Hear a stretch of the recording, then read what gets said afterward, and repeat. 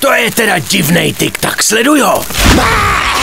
To ne, kámo, to nemohl být tik-tak. To by byla exploze svěžesti. Tohle byla fakt bomba. Tik-tak. Svěžest ve 2 slovech.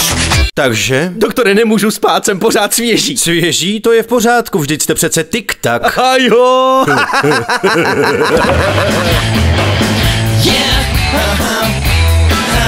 Tik-tak. Svěžest ve 2 slovech.